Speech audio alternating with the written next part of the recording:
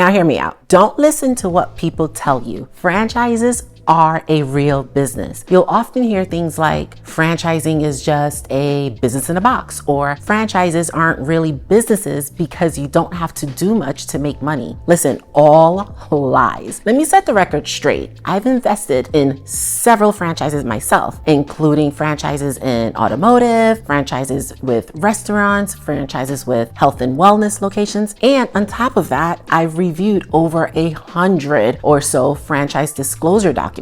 These are FDDs. So I kind of know what I'm talking about. The truth is that running a franchise is real effort. You need to make smart decisions and you need to have a very strong leadership qualities. Just because you get a playbook doesn't mean the business runs itself. You still have to build your customer base. You have to market locally and you have to manage a team just like any other business. One of the biggest surprises for me was realizing that a franchise can require just as much effort as an independent business. Just because you're buying into an established brand doesn't mean you skip the hard work of building that business from the ground up. You're really going to have to ingrain yourself in your local community to ensure that this business and franchise is profitable. For example, when I purchased my first restaurant franchise back in 2021, I thought that hey, this is a strong brand. Once we're open, customers are going to be lining up at the door. But that's not exactly what happened. It took 2 years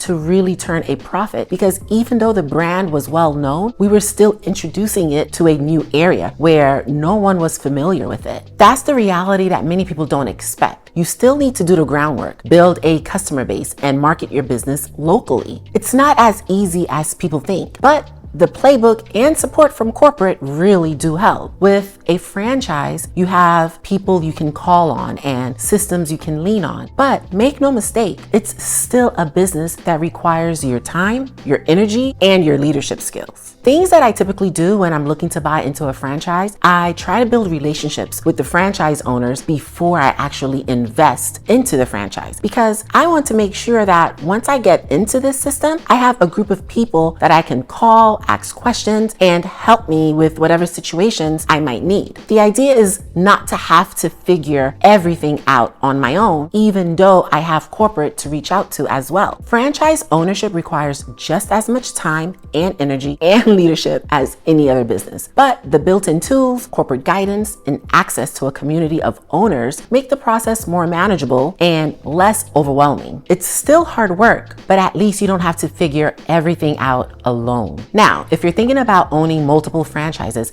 here's a lesson I learned the hard way. You have to go slow in the beginning, then fast. With our first location, I took my time. I learned every system, got comfortable with the business, and really understood how everything worked. But when we bought our second location, I thought, okay, I've done this before. How hard can it be? Well, it turns out running multiple units is a whole different ball game. You have to learn how to trust and build teams because you physically cannot be everywhere at once. And the hardest part was when we hit 3 locations, that's the tipping point. At that point, you can't just rely on yourself and a few managers. You need a full support team, operations, marketing, HR, sales, because 2 or 3 units often aren't profitable enough yet to support that level of overhead. So here's my advice. Once you hit 3 locations, you need to scale fast. Get to 5, 6, 7, 8, 9, 10 as quickly as possible so your business can support the team you'll need to manage multiple units. Franchise ownership isn't just about systems and profit. It's about building something that reflects who you are and what you stand for. If your personal values don't align with your business and your corporate partner's personal values, it's going to feel like a grind. But when they do, your business becomes more than just work. It becomes a purpose-driven and it becomes more fulfilling. A big reason I chose certain franchises is because they aligned with my personal values. For me, kindness and continuous growth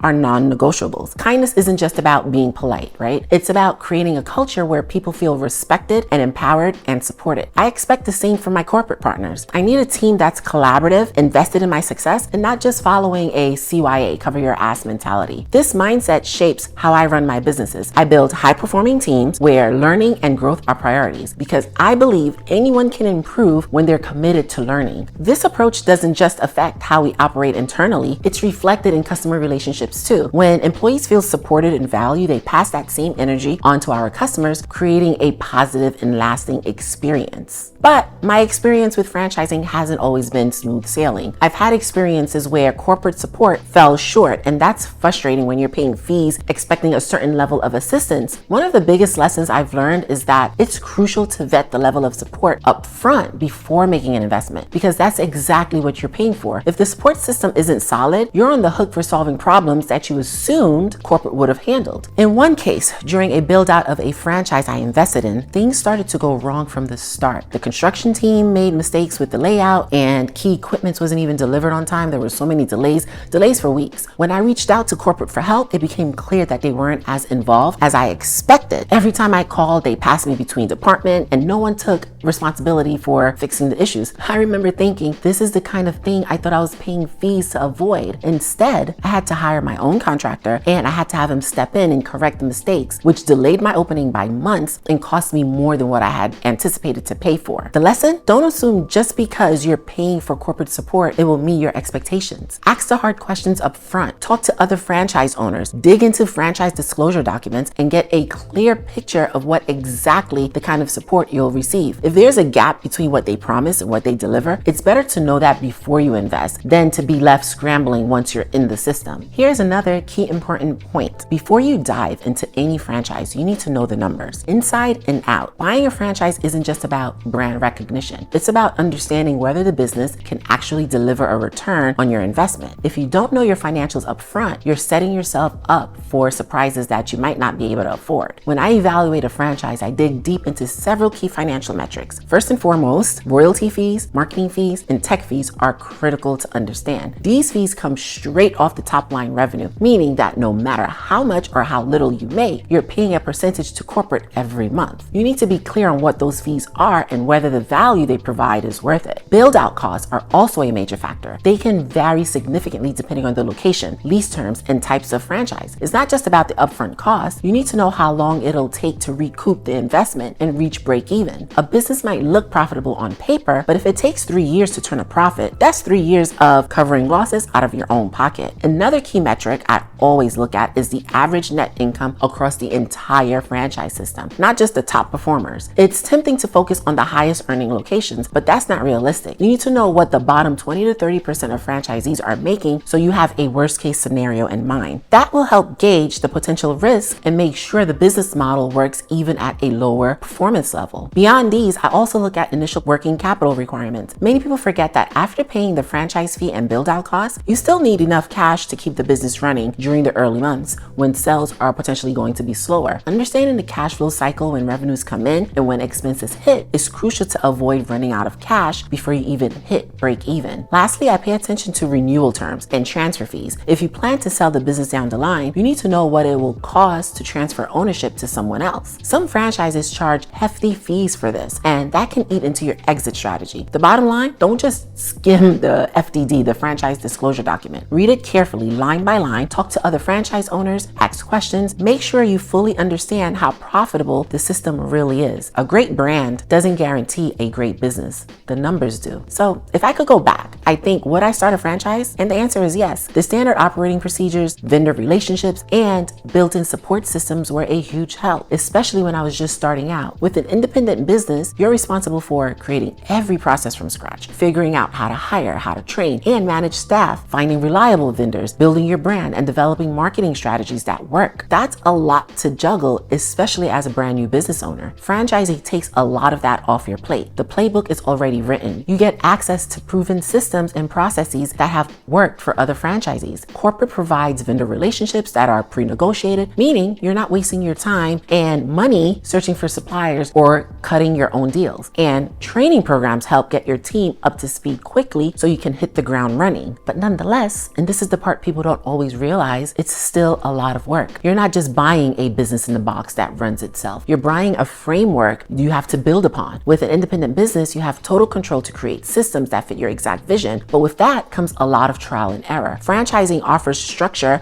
but you still need to adapt these systems to your specific location and team. You also have to manage local marketing effort. While corporate may handle national campaigns, building brand awareness in your local market, it's still your responsibility. And even though you get corporate support, you have to make it all work day in and day out. Hiring, retaining the right people, managing cash flow, and making decisions on the ground are still up to you. The main difference between franchising and starting an independent business is that franchising reduces your learning curve. It gives you the tools and guidance that saves you time and help you avoid costly mistakes. But it doesn't eliminate the challenges. It just makes them more manageable. You're still in the driver's seat, and at the end of the day, the success or failure of your business really depends on you, your leadership, and your effort. So, is franchising the right model for you? That really depends on what you want out of your business journey. If you're looking for structure, proven systems, and brand recognition, franchising might be the perfect fit. But if you're someone who craves complete freedom, creative control, then starting from scratch might be more your style. For me, franchising has been a game changer. It gave me the ability to scale quickly and avoid some trial and error that comes with starting a business from the ground. But that doesn't mean it's easy. It still takes work to apply those systems to your specific location and build something that lasts. I've also enjoyed my startup experience because they allowed me to experiment and build according to my vision without having to follow a corporate playbook. Both paths have their challenges and rewards, but franchising gave me the tools I needed to grow faster and smarter. One personal lesson I'll never forget: when I opened one of my first franchise locations, I thought having a well-known brand would make everything smooth sailing, but we quickly learned it still took so much work and patience, and a lot of the local marketing to get people through your doors was all on me. If I hadn't been prepared to put in that effort, the franchise wouldn't have made it. So whether it's franchising or a startup,